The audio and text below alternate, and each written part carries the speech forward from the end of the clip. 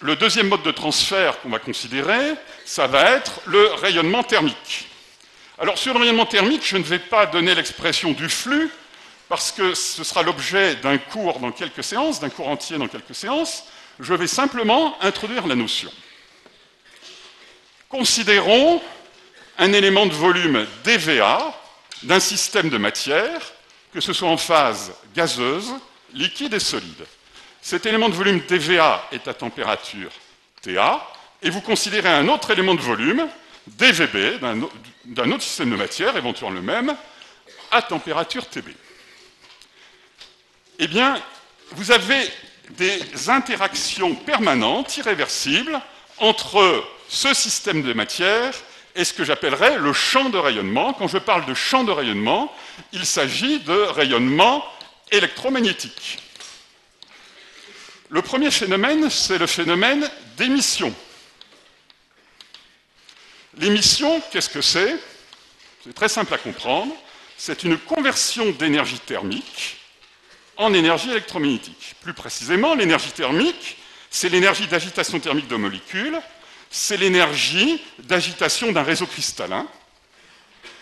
Cette énergie est diffusée à l'intérieur du matériau solide, par exemple, par conduction, et lors du phénomène d'émission, cette énergie est convertie en photons, sous l'effet d'un moment dipolaire électrique.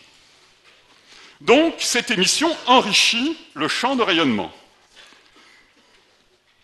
Le matériau, dès lors qu'il est capable d'émettre du rayonnement, est capable d'en absorber.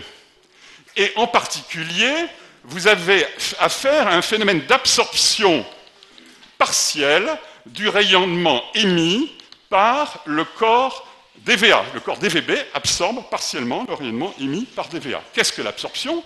C'est la conversion inverse du rayonnement électromagnétique des photons en énergie d'agitation thermique sous l'effet du même moment dipolaire électrique. Alors, si on considère le procédé, de l'énergie diffusée dans dVA par conduction, par exemple, elle est convertie en photons, transportée dans le champ de rayonnement, reconvertie en énergie thermique qui va rediffuser par conduction.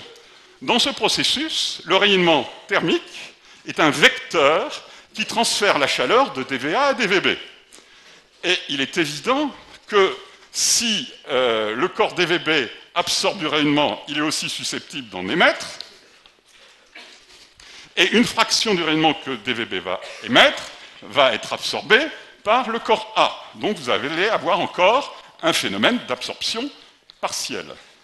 Donc le transfert radiatif, auquel sera associé un flux entre dVA et dVB, va être lié à l'ensemble des phénomènes antagonistes, d'émission par A suivie d'absorption partielle par B, d'émission par B suivie d'absorption partielle par A.